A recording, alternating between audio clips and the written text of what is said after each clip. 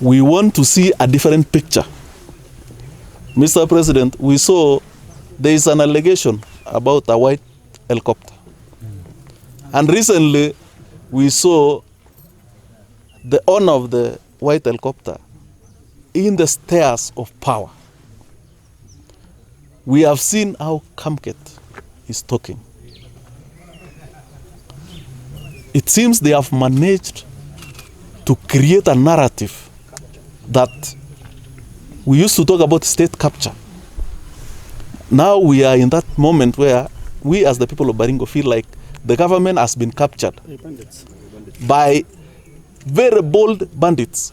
One of them was able to airlift bandits from a court to deliver them to their people for celebration broad daylight. In broad daylight. For how long is this going to manifest? We are a civil people. We are a people who decided to embrace civil society. It is not like, Mr. President, we are not able to carry arms. It's not like we are not able to source for these firearms. But we are a civil people. We believe in the rule of law. And that is why we are asking that the rule of law prevails. We don't want to get desperate. When our people are being killed, Mr. President, when this community, how will this Baringo be the same when others are maiming others? When our own are being killed? We are now partakers of burial services instead of being partakers of Christ. We are supposed to be going to church. The RUTO has been summoned by the DCI, and the summon is so gaugy. It's a gray area. We don't know why it's been summoned, but what we suspect is that Ken has been summoned because of the story he did, and we all did last week, concerning Kabindasun Primary School that were raided by the bandits just a day before the rehearsal. So we saw yesterday the summon by the DCI of the members of parliament in Nakuru, and they received a formal summon. For Ken RUTO received verbal communication from an officer, not just a formal way of inviting for a summon. What is not very clear is why he's been summoned. And prior to that, Ken received some threats, including some of my colleagues here, from the government officials, especially from the police and officers from the office of the county commissioner. So today has culminated to the summon of Ken RUTO, but we want to say this came immediately after the member of parliament of Tiaty constituency, William Kamket, announced publicly in a public baraza on Saturday that the journalists should be investigated. Immediately Ken was summoned by the DCI. So the question is are the DCI or police working for politicians? Because immediately Kamket said we should be investigated. Ken RUTO has been summoned by the police, and this came as a surprise to us because Honorable Kamket is a journalist. He's a veteran journalist. He knows the code of conduct. He knows the parameters of what we do. He insinuated that the journalist did a drama of 7 hours. Let's be very clear. As a journalist, we are not drama. We are not drama king or drama queen. We are professionals. When Kamket announced that in public baraza, it not only threatened our presence in that meeting, and of course other subsequent meetings that will come in any other area if such utterances is taken seriously. And finally, to add on what Kamket said, is he actually particularly described the issue at Kabendasum as a drama. What we are aware is in Kabendasum Primary that day there were 4 groups. There were the primary school and the fraternity of Kabendasum Primary School. There were the journalists, there were the police and the bandits. What we don't understand is Kamket elaborated so much about what happened there. While we are aware, nobody saw Kamket there. So if I was to guess, I would only assume that Kamket was on the other side because he was not on this other side. So we want to ask the politician to respect what we do, especially the member of parliament for Tiaty, and give us room to work harmoniously. Because as for now, as you speak, we fear for our lives if someone of Ken RUTO is anything to go by. And this is purely intimidation by the state on what we do daily. The CCIO mentioned categorically that this is an operation area.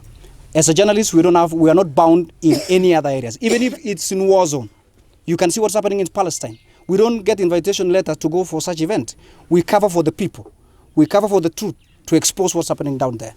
But we want to be given room. We are not requesting much. We are saying, give us a room to work. This place is very sensitive. Yesterday, the Cabinet Secretary for Internal Security, Professor Kindiki Kithure, was in Loruk. 5 kilometers from there, one person was killed. That's pronounced loudly how sensitive this issue is. So such summon is not only a threat to a journalist, but as a threat to freedom of press. And we want to condemn that. I want to call the Media Council of Kenya, the Kenya Union of Journalists. I've talked with Eric Omondi. I've talked with Olo Janak, with KCA, IMLU and Article 19. We want to really call out to such an issue so that no such an incident will happen after this event. I want to... It is this same wind that has blown through our brother Ken and exposed the anus of that chicken. They say when the wind blows, the anus of the chicken gets exposed. And Mr. President, I want to tell you, your security team is exposed. They slept in the job, and that's how Kabendasum happened. They slept in the job, and that's why they were surrounded for 7 hours. They slept in the job, and that's why a 29-year-old man is still in the mortuary. We are yet to...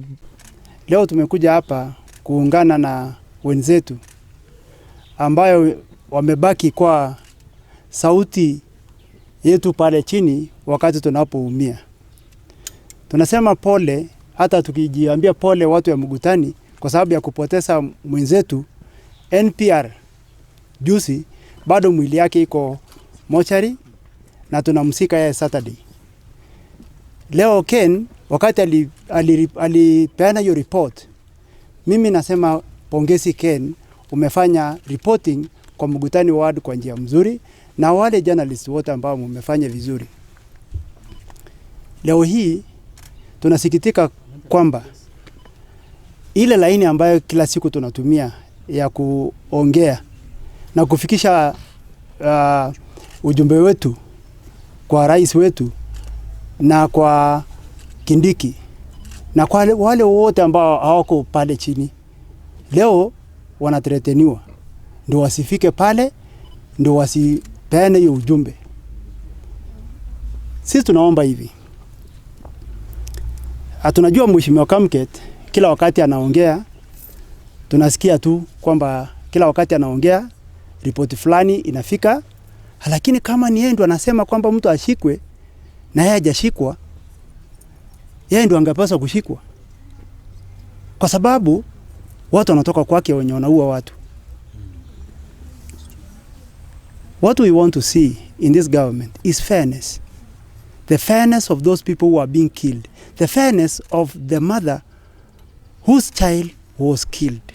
The fairness of a lady whose husband was killed. The fairness of a father. The fairness of a child whose father was killed. Where is justice in this country?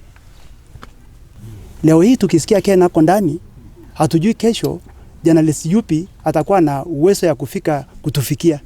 Kila mtu atakataa kuja kupeana hiyo report kwa sababu sasa wametreteniwa wote.